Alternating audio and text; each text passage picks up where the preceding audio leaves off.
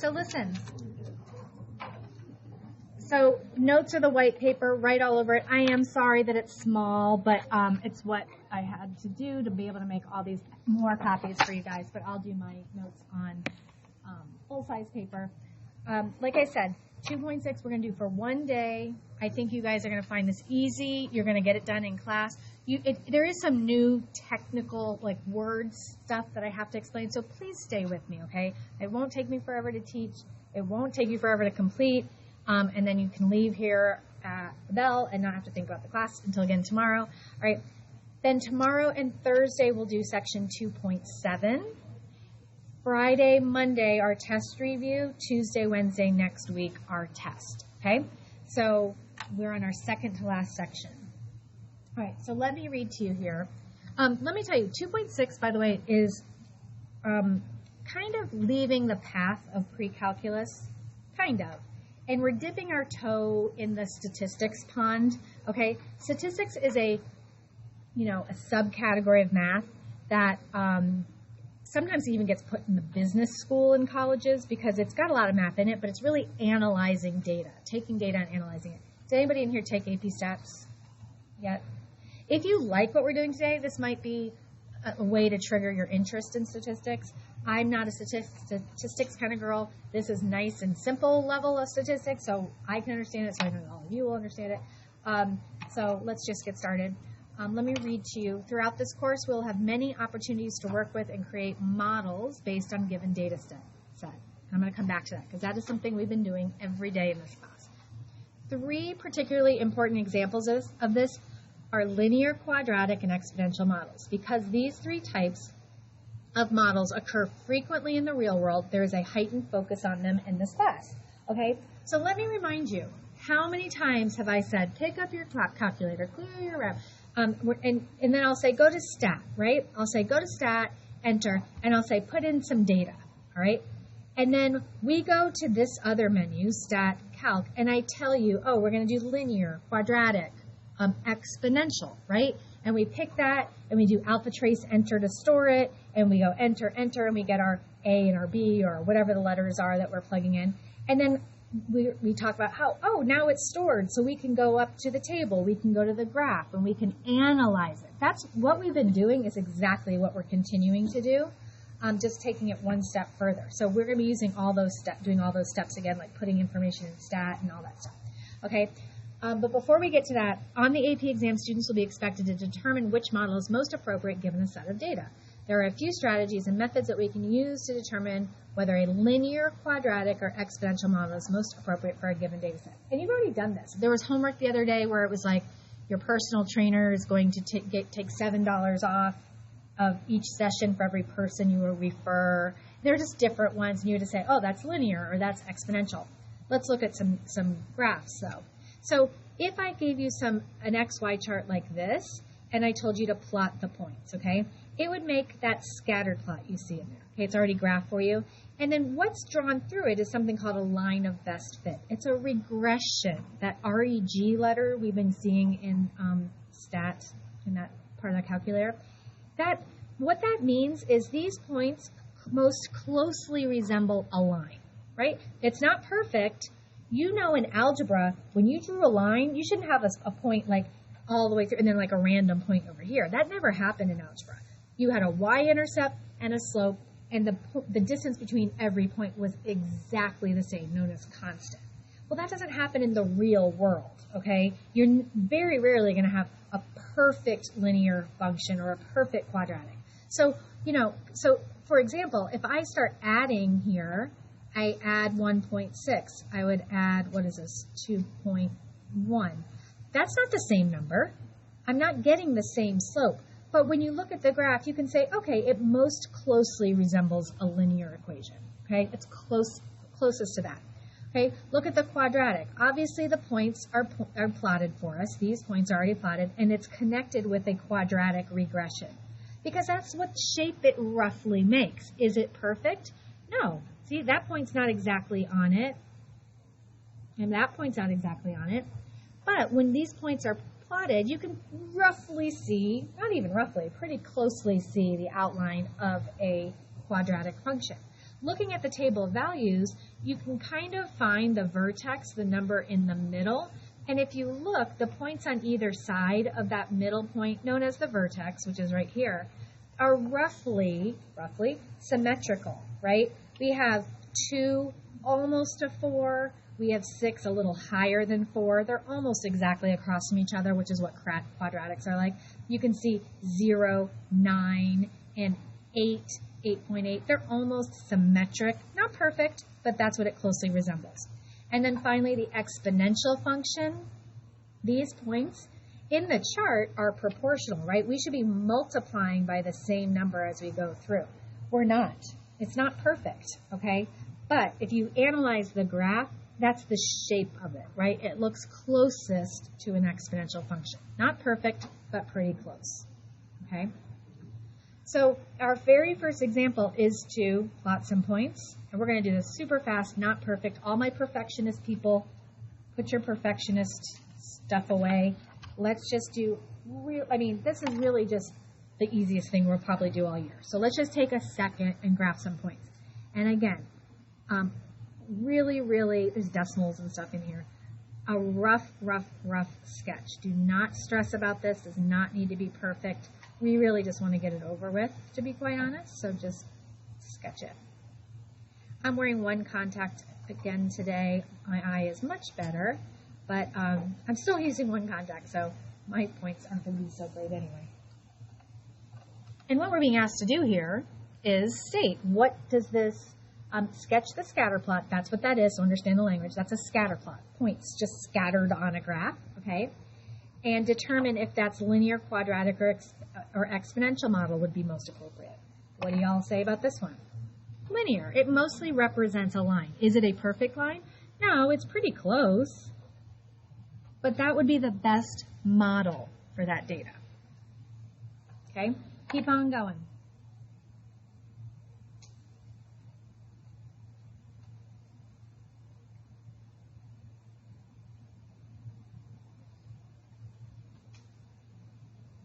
Last year, I think I said something. Why do I decide to talk about things when I'm recording? I don't know. Last year, I think I said something like, if anyone doesn't know how to plot the points, I don't know why you're in it. Like, I made some, like, kind of not nice comment, like, why would you be in here? We, like, joked, and then someone came to me and said they needed help with it, so I felt super bad. So if anyone's having trouble understanding where I'm getting these little points from, why they are where they are, come and talk to me. I won't make fun of you. Now it looks like a V, like an upside down V, but which one does it most closely resemble? Quadratic, right? And just understand quadratic. A parabola is the graph of a quadratic, but the equation, the function is a quadratic. It means it's x to the second power, right? Degree 2. Linear is degree 1, right? It's a V, but if you had to pick one of those three, you could maybe say it could curve somewhere in there, okay? Continue, my dears.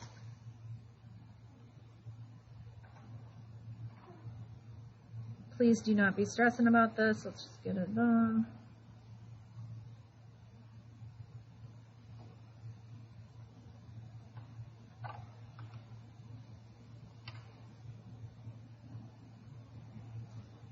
What'd you say, Evan?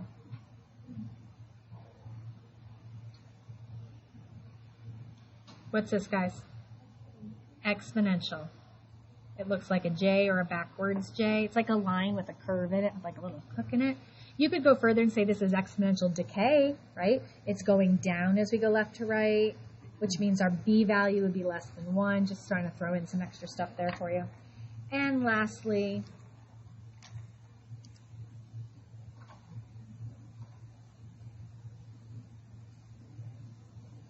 good on that, Evan. I know I kind of put you on the spot. You probably didn't know what I was asking. 7.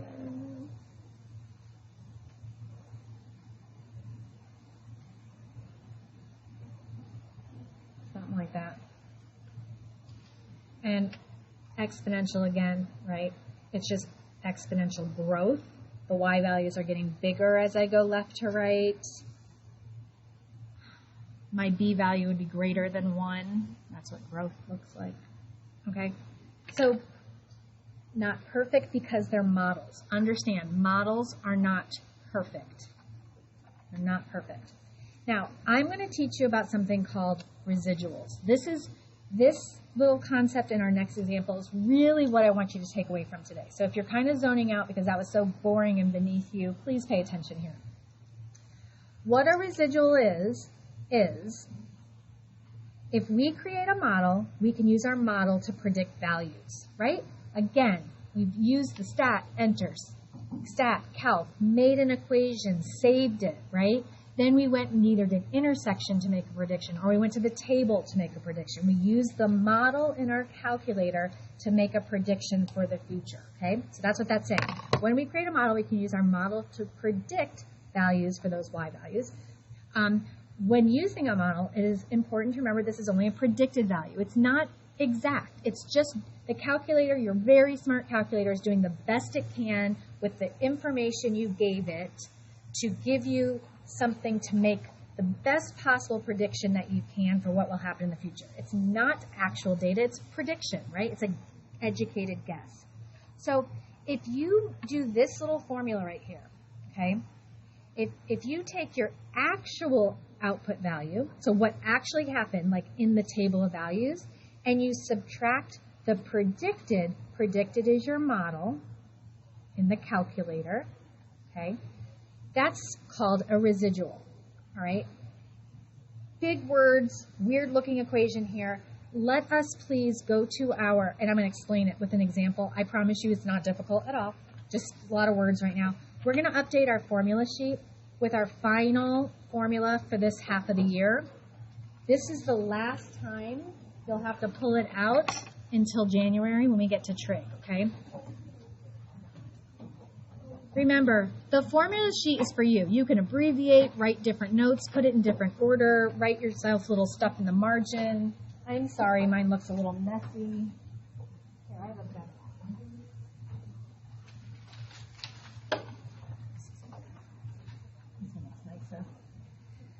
We need to know this formula, okay? The formula is the actual minus predicted equals the residual.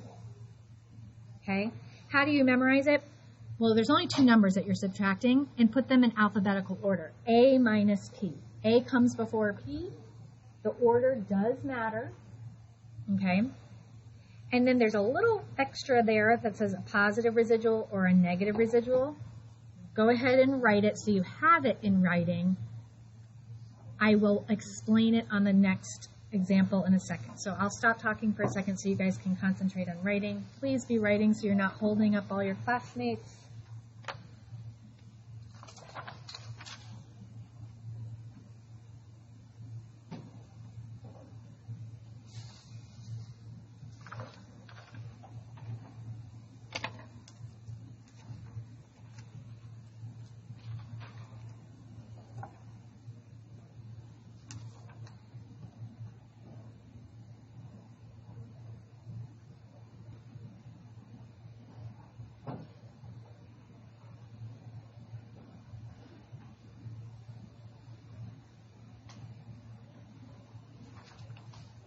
A minus P, alphabetical order.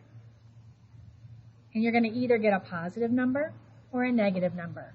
And even though you're writing it here, I don't want you to ever have to look back at it. I'm going to show you how simple it is to know what that is all about as we go to our first example, which is on the next page. I think you have to flip your paper over, if I remember correctly. Okay. So here's where I finally explain what these words are that I've been saying, okay? I see a few people still writing on their pink sheets. Haley's done.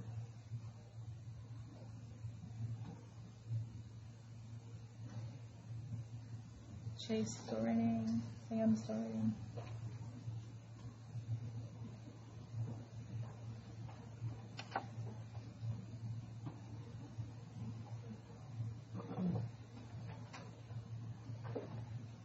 Okay, let's go to example 2. They're still writing.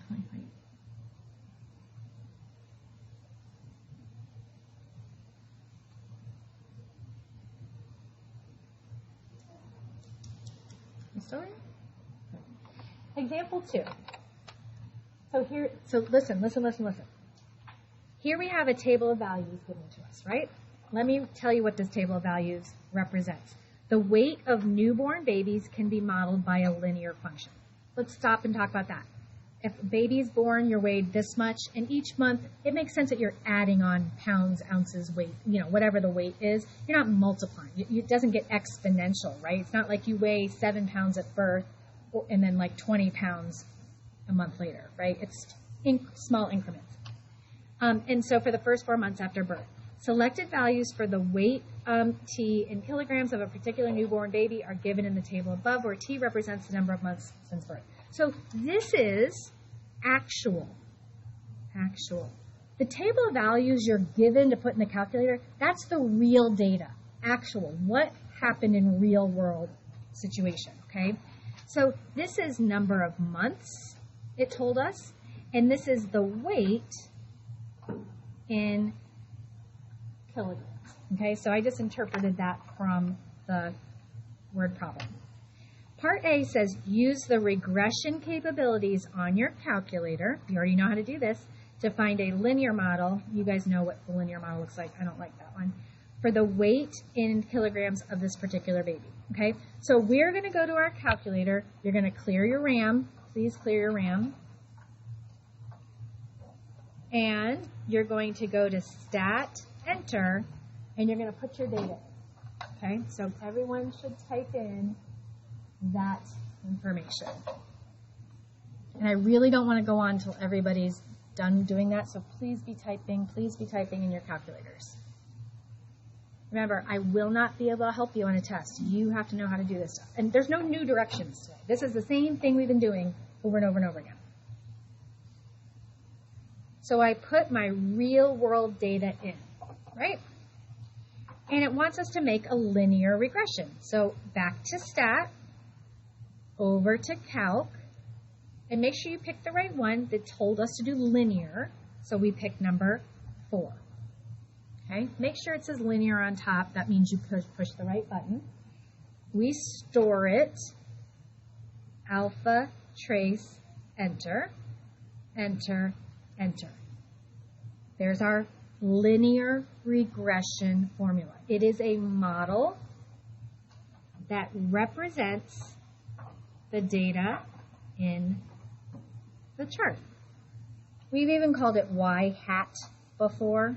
You might remember. Did we do that before? I feel like we did something with y-hat. Yes? No? No?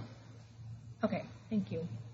I'm not picky about it. This is not a statistics class, but you might see a hat on the Y. That just means it's a model.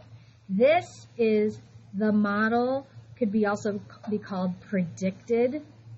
Okay, what we can use to predict. So what we just told our calculator to do, okay, was take some real world data and force it into a linear equation. It's matching this data as best it can to make a line that represents it the best it can. Do me a favor now. Go to your table and see what your table looks like. It's going to look different than what you just typed in. And so the reason I'm saying this is, like, you might be like, wait a second, I know I typed it in correctly. If you go back to Stat Enter, don't waste your time. But if you go back to Stat Enter, it's still there, what you put in. What is this table of values? This table of values matches the model, right? These are the points that make this equation. It's close, but it's very rarely the same, okay? So let's go to part B. So all of that is stuff we've done before. Use the model found in part A to predict the weight of the baby 2.5 months after birth. So the question is, what is the weight, right? What is the weight when our time is 2.5?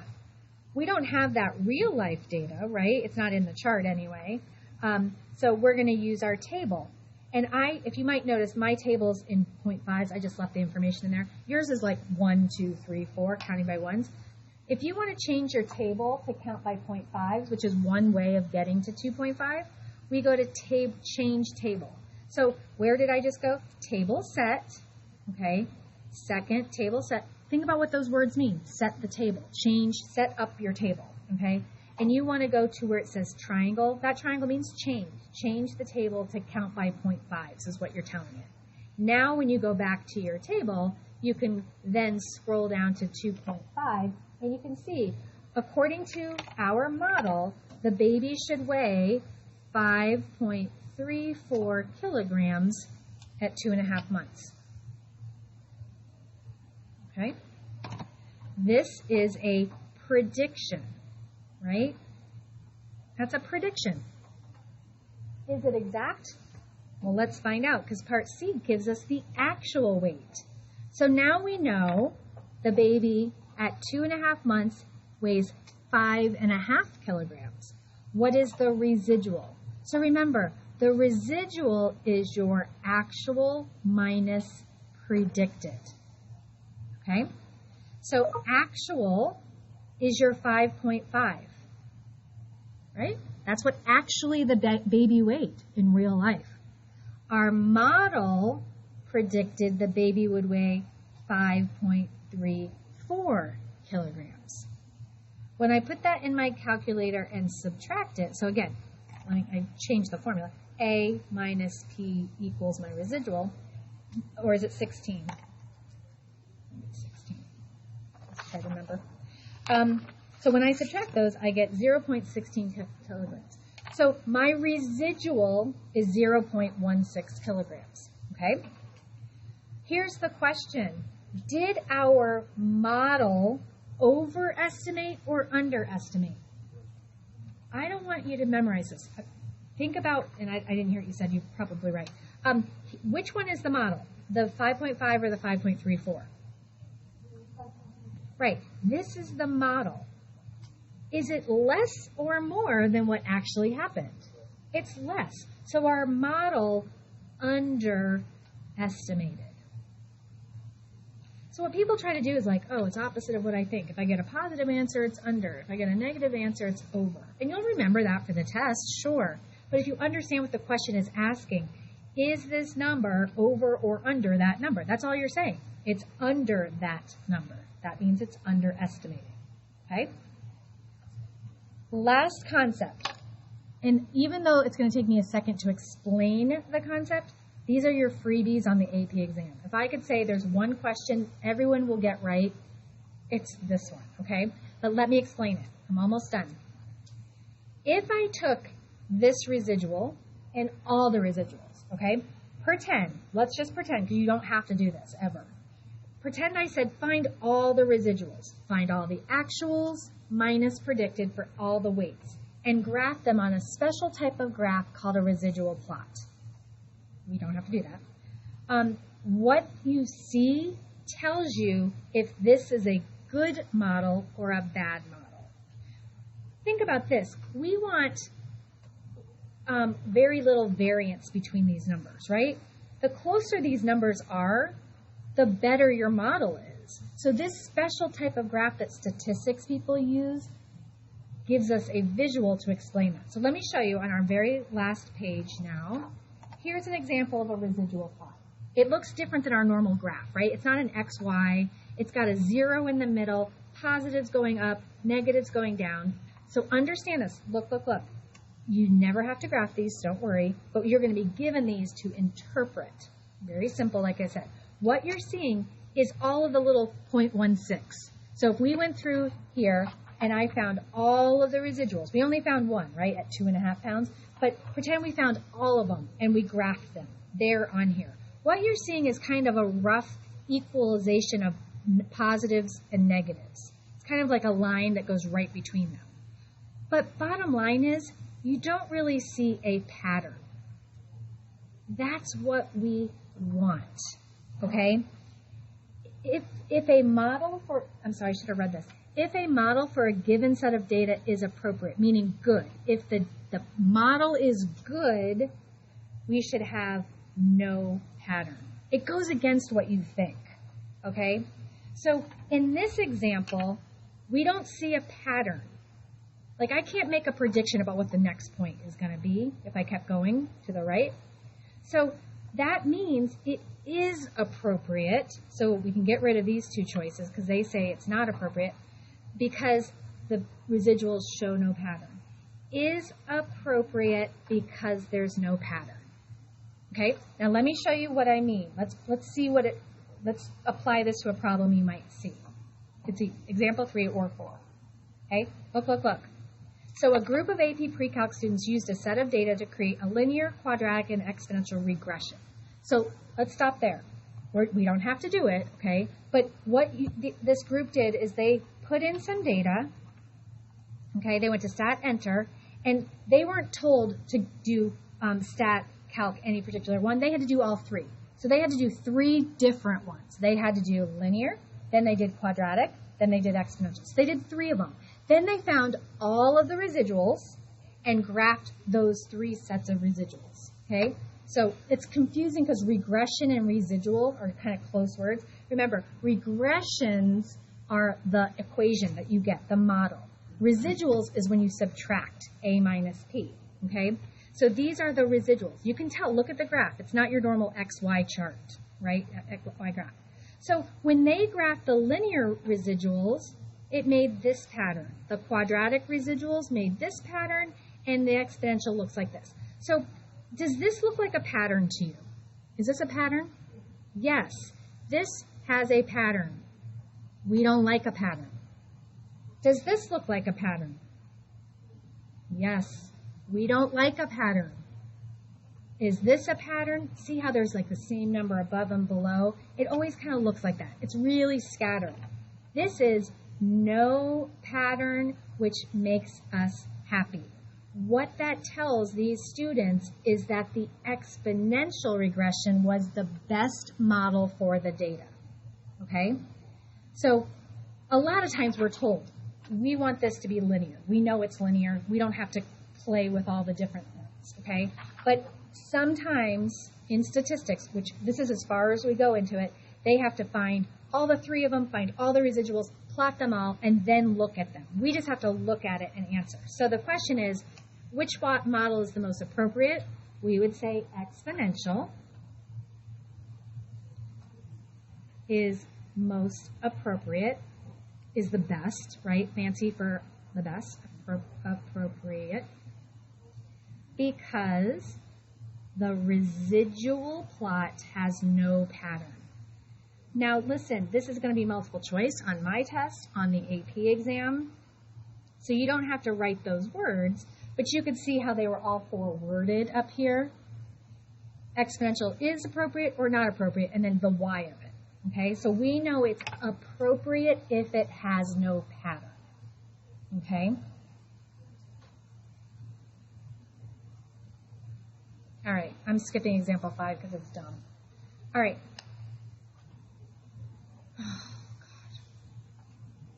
There might be a reason I kept in here. It takes 2 seconds. Mr. Passwater hopes to make it to the Guinness Book of World Records by painting the world's biggest mural on the sides of several downtown buildings. His mural will consist of many painted circles of various sizes. So he's going to paint a bunch of circles on the side of a building. He's a math person.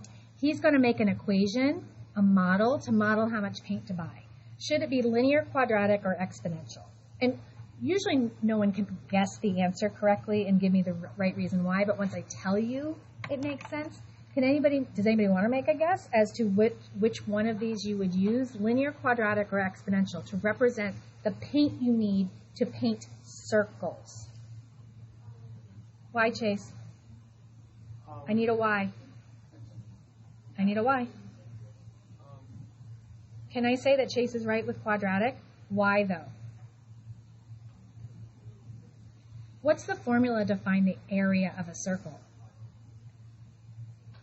A equals pi r squared. That's quadratic, right? Anytime you have a squared in an equation, it's a quadratic. If you graphed it, it would make a parabola. But that's the area of a circle.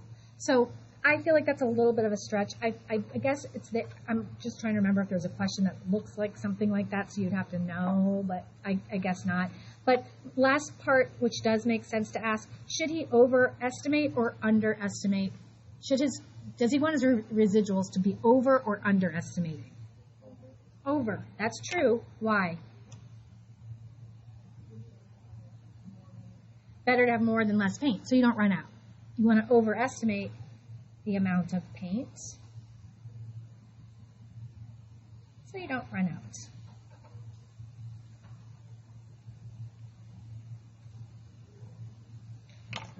There, I did it, even though I don't even think it matters, but okay.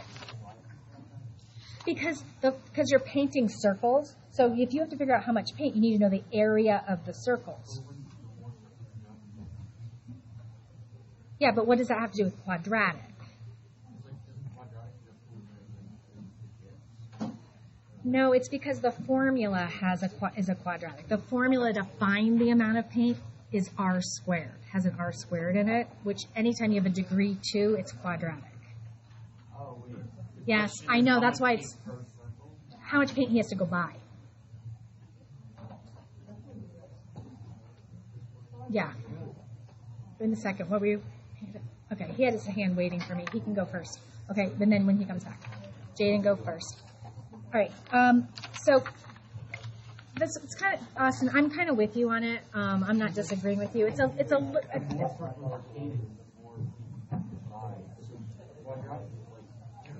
Yeah, okay, but in a real world problem, you don't care about the negative part of it. You wouldn't care about the declining. Remember, in a lot of quadratic word problems, we only use the positive. So it would be, the more circles you graph, the more you would. Yeah, I don't like that question. Okay, thank you. I am not a statistics person, so I'm not great at explaining statistics stuff.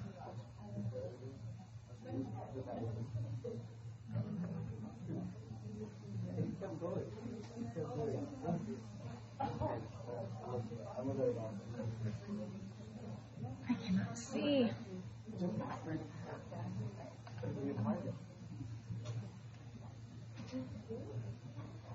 I did put the key on Canvas. If you can't see, the key is on Canvas. It's last year's key, but it's the same thing. So it's fine. What? It's all of them, 1 through 10. It won't take you the whole period. There's only one regression problem, one that you have to put in the calculator, and that's number 6.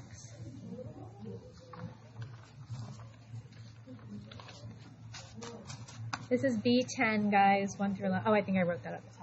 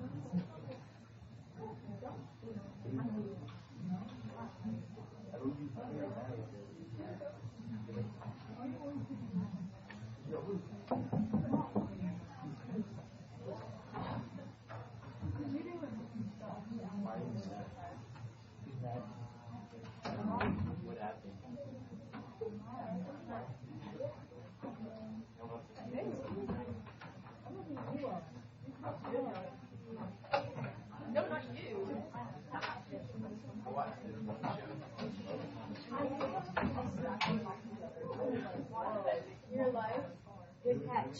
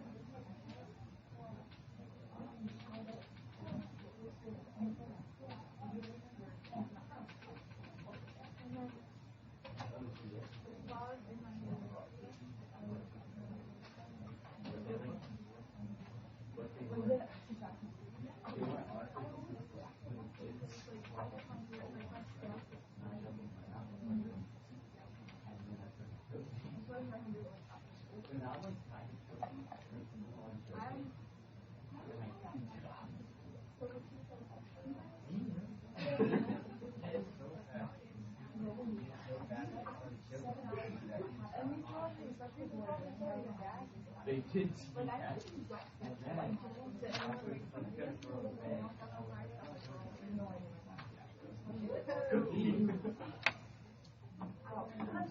I didn't want to waste it. You are big. You're big.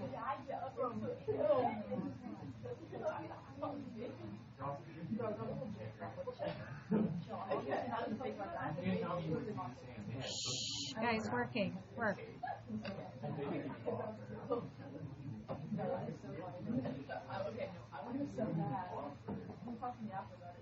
Thank you, Chase.